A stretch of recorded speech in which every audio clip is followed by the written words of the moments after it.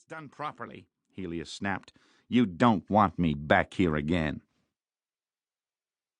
Nearby, but in a world removed from blue skies and fresh air, Gordio and Catus, the two soldiers assigned the task of finding and escorting Vitas, had already entered the labyrinth of prison cells below the stands of the amphitheater. While both were large, Catus was the larger of the two. In the flickering light of the torch they gave the appearance of brothers, each with dark, cropped hair, each with a wide face marked by battle scars. They were old for soldiers, sharing a common bond back to the days when they were both recruited from neighboring farms north of Rome, sharing survived battles in Britannia and Gaul, and all the years of monotony between them. As they traveled through the dark corridors by torchlight, the rumbling of the spectators above sounded like growls of distant thunder. Each soldier had drenched his face and shoulders with inexpensive perfume to mask the odor. Each knew from experience that no other smell on earth matched the stench of fear exuded by hundreds of prisoners. The torch Gordio carried was a beacon to all the prisoners, a flame serving notice that yet another among them would be plucked away for a horrible fate outside on the sun-baked sand. Halfway to the cell that held Vitas, a woman thrust her arms between iron bars in a useless effort to grasp at Gordio and Catus. "Kill me!" the woman sobbed at them, her hands flailing. "I beg you!" Neither of the soldiers broke stride. "Have mercy," she wailed at their broad backs. "Give me a sword or a knife. I'll do it myself." Behind them, the woman's pleading blended with the yells and groans and swearing of all the other men and women in the dozens of crowded, dank cells along their route. To Gordio and Catus, the men and women they were sent to retrieve for death were less than animals, troublesome debris, criminals deserving of their sentences. "My fate is tied to yours," Catus growled to Gordio. "I want you to say it again. We are in this together." "Yes, my friend," Gordio said, "we are in this together. How can you doubt me, after all these years we have shared?"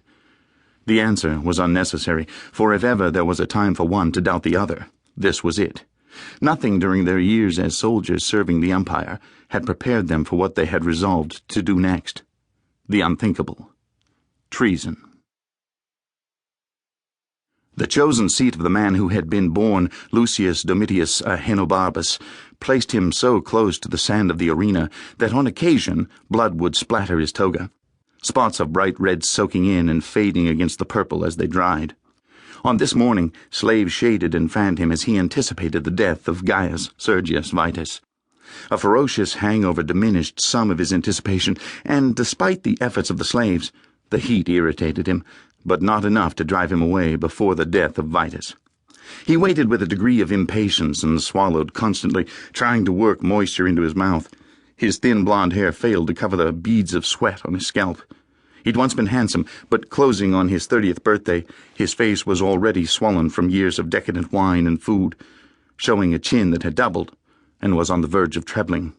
His eyes were the most telling of the horrors he had inflicted on others during the previous decade. They had a dulled mania and an emptiness that bordered on eerie.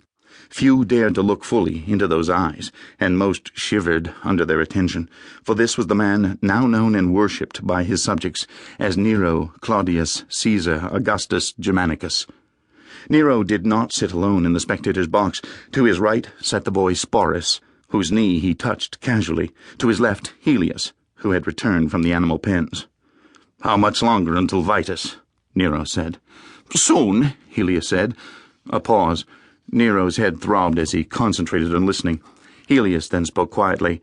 "Have you told Sporus about your intentions?" Nero shifted, turning to face Helius fully. "You seem anxious for him to know." "The arrangements were your request," Helius said. "What you want done is what you want done, but the doctors say it must be done soon, that any day now he will reach puberty." Nero frowned. "It seems you take pleasure in the procedure. Why should it matter to you when Sporus learns of it?" "I'm only thinking of him," Helius said, looking down in deference. "Perhaps it would be best to give the boy time to prepare himself." Nero turned away, and, to disapproving murmurs from the crowd, kissed Sporus. He pulled back and stroked the boy's hair for a few moments, then leaned over and spoke again to Helius. "Prepare himself?" Nero asked. "Are you suggesting Sporus won't be delighted to honor me in such a manner? That there will be anything of more magnitude in his life than my love for him? He lives for you."